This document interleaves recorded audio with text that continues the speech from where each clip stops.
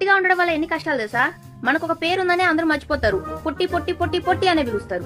ఇంకా పోతే ప్రతి ఒక్కడు కాంప్లైంట్ తాగు అంటాడు.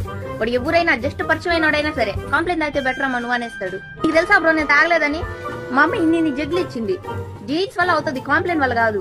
అప్పుడంతా నా కాలికి బొట్టనేల కన్నా పక్కన వేలు కొంచెం పొడుగుందని ఈ పిల్ల బాగా హైట్ పెరిగిపోద్ది, ఈ పిల్ల యాప్ చెట్టు అంత హైట్ అయిద్ది అన్నారంట.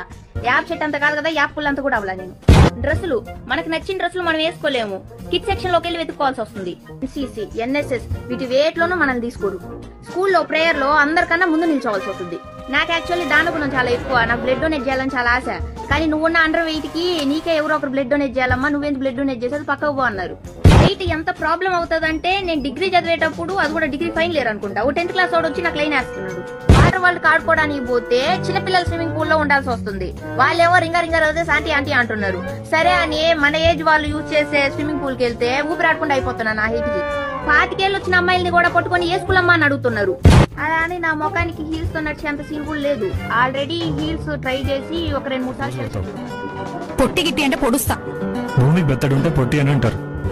నువ్వు అడ్డదిడ్డంగా పెరిగి నన్నంటావేంటి? అయినా హైట్ ఏం సాధించావు? మహా అయితే ఇంట్లో పనులు ఎక్స్ట్రా అవుతాయి.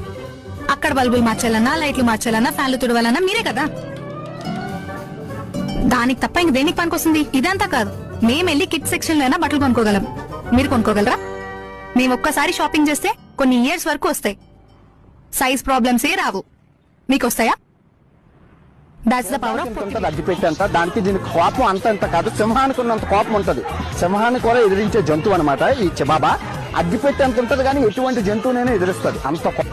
నీ కోపమేమో కొండంత, కానీ నువ్వేమో బకెట్ అంత. పొట్టి ఫెల్లో.